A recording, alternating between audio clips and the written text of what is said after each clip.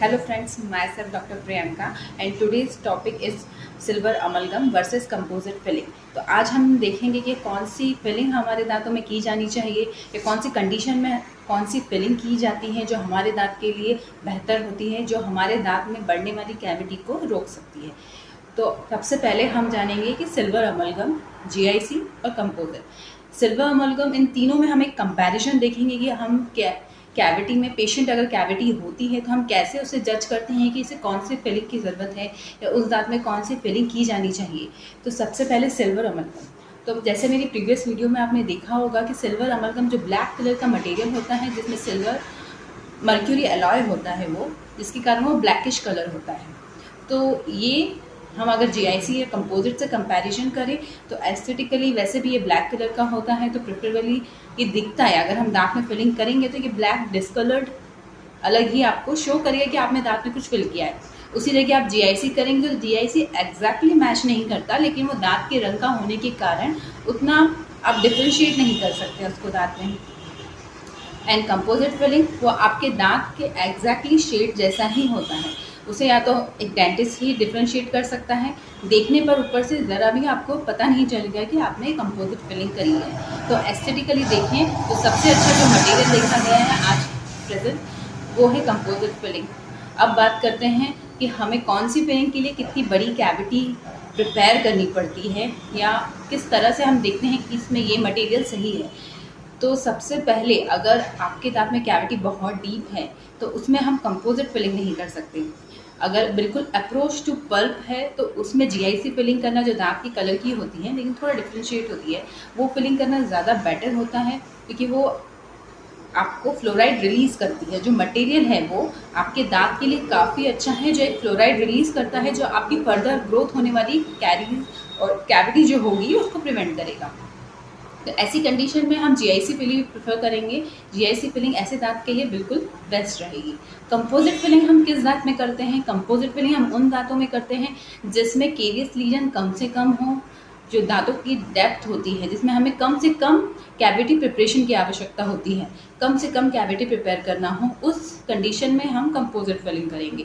और amalgam filling हम उस कंडीशन में अब तो आजकल नहीं होती, जो पहले की जाती थी वो काफ़ी बड़ी कैविटी उसके लिए प्रिपेयर करनी पड़ती है। कि अमलगम के लिए हमें काफ़ी रिटेंशन चाहिए, दांत में काफ़ी स्पेस चाहिए, तभी वो फिलिंग रिटेन होगी, तभी वो फिलिंग उसमें अच्छे से स्ट्रेंथ दे पाएगी। अगर आप ठीक से कैविटी प्रिपेयर नहीं करेंगे तो वो फिलिंग जल्दी ही ब्रेक हो जाएगी या टूट के निकल जाएगी, या उस कैविटी में नहीं थोड़ी दिन तक टिक नहीं पाएगी ज़्यादा टाइम तक।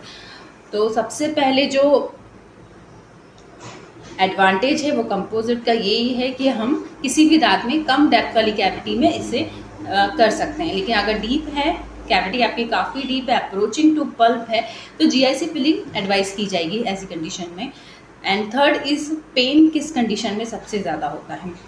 ऑब्वियसली अगर हम बड़ी कैविटी, डीप कैविटी प्रिपेयर करेंगे अगर मटेरियल के लिए, तो हमें उस कंडीशन में दांत का लेयर कट करना पड़ेगा ज़्यादा, तो उसमें ज़्यादा पेन होने के चांसेस हैं, क्योंकि हमारा डेंटिन सेंसिटिव होता है, इनेमल डेंटिन ज़्यादा सेंसिटिव होता है, और जैसे जैसे वो पल्प के नज़दीक आता जाएगा वो और सेंसिटिविटी बढ़ता जाएगा, जो पेन में कन्वर्ट हो जाता है। तो अमलगम इसमें सबसे बड़ा डिसएडवांटेज ही यही है कि उसमें डीप कैविटी प्रिपेयर करना पड़ता है। जीआईसी में आपको डीप नहीं करना पड़ता, एक स्पेसिफिक डेप्थ चाहिए, लेकिन हमें अननेसेसरी डेप्थ बढ़ाना नहीं है, क्योंकि हमें मटेरियल रिटेन करने के लिए डेप्थ नहीं बढ़ाना है। जो आपका केरियस लीजन होता है, जितना भी आपका दांत का पोर्शन जो सड़ चुका है, ख़राब हो चुका है, हमें वही निकालना है, उसकी जगह वो मटेरियल लगा देना है। तो जीआईसी के लिए आपको कम डेप्थ की कैविटी प्रिपेयर करनी पड़ती है, और सेम हियर एडवांटेज जो है हमें कंपोजिट का, उसके लिए भी हमें कम से कम कैविटी प्रिपेयर करने की ज़रूरत पड़ती है। एंड टूथ में अगर फिलिंग फ्रैक्चर होती है, जैसे हमने कुछ खा लिया, कई बार होता है कि फिलिंग करने के कुछ टाइम बाद ग्लास टू कैविटी ज़्यादातर फ्रैक्चर होने के चांसेस ज़्यादा होते हैं कि हमारी फिलिंग टूट गई है। तो फिलिंग टूट गई, ऐसी कंडीशन में कौन सी फिलिंग हमें पूरी रिमूव करनी पड़ती है, कौन सी फिलिंग हमें उसका ही उतना ही पोर्शन वापस से हम उसमें लगा देंगे तो वो फिलिंग ठीक हो जाती है। तो सिल्वर अमलगम में ऐसा बिल्कुल भी नहीं होता है। अगर हमें सिल्वर अमलगम फिलिंग ब्रेक होती है, टूटती है, तो उसमें हमें पूरी ही फिलिंग निकालनी पड़ती है, उसकी जगह नई फिलिंग होती है। वो मटेरियल हम पार्ट्स में नहीं लगा सकते हैं। जीआईसी में अगर वो फिलिंग निकलती है कुछ पोर्शन, तो वो फिलिंग की जा सकती है पार्ट्स में। सेम ऐसे कंपोजिट में भी हम उसको लेयर बाय लेयर ही लगाते हैं, क्योंकि उसका टेक्निक ही यही होता है कि उसको लेयर बाय लेयर क्योर करना पड़ता है। तो अगर वो थोड़ा सा पोर्शन निकला है तो उसे लेयर उसमें ऐड करके उसको वापस से मशीन से क्योर किया जा सकता है। And fourth is damage. हमने बात कर ली है डैमेज की।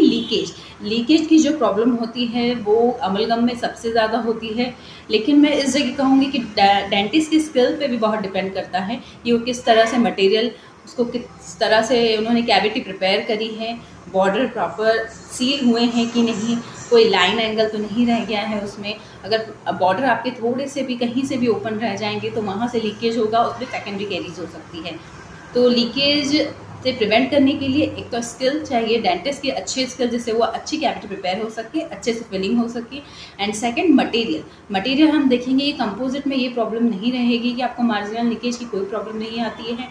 अमलगम में थोड़ी बहुत हो सकती है, थोड़ी बहुत होती है, लेकिन वो आपकी स्किल के ऊपर है कि वो कैसी फिलिंग की गई है, किस तरह की फिलिंग है, वो किस तरह की कैविटी है, उस पर भी बहुत डिपेंड करता है। जीआईसी में कोई मार्जिनल लीकेज की प्रॉब्लम नहीं आती है, क्योंकि वो पूरा टूथ से एडर होता है अच्छे से, पूरा ही टूथ से लेयर से बिल्कुल अच्छे से वो लग जाता है, तो कहीं भी कोई गैप नहीं रहता है, जिसके कारण कोई मार्जिनल लीकेज की आपको प्रॉब्लम उसमें नहीं देखी जाती। सबसे ज़्यादा डिस्कलर्ड और मार्जिनल लीकेज की प्रॉब्लम अमलगम में ज़्यादा होती है। And fourth is aesthetically amalgam दिखने में ब्लैक होता है।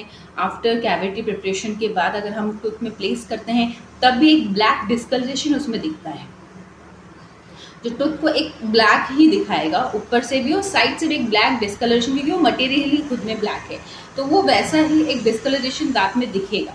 तो एस्थेटिकली अमलगम फिलिंग बिल्कुल भी एस्थेटिकली आपको सपोर्ट नहीं करेगी। जीआईसी फिलिंग आपको एस्थेटिकली पूरा आपको दांत में दिखेगा कि आपने कुछ वाइट फिलिंग कराई है एग्जैक्टली, क्योंकि शेड मैच ना होने के कारण, लेकिन वो वाइट इन कलर होती है तो दूर से डिस्टिंग्विश नहीं की जा सकती है कि उसमें कोई फिलिंग है। And composite is a tooth colour shade, उसके शेड्स आते हैं बहुत, जिस तरह के आपके दांत होते हैं, किसी के येलोइश होते हैं, किसी के ज़्यादा वाइट होते हैं, किसी के नॉर्मल दांत होते हैं, उस तरह के उसका एक शेड आते हैं। उस शेड की फिलिंग उस दांत के लिए चूज़ की जाती है, वो फिलिंग की जाती है, उससे उसमें डिफरेंट शेड आप कर नहीं सकते पूरी तरह से कि इस दांत में फिलिंग हुई है या नहीं हुई है। तो thank you friends, today's topic is silver amalgam versus composite. Thank you. Please like and subscribe ताकि आप आगे के आने वाले वीडियोज़ को देख पाएँ। Thank you.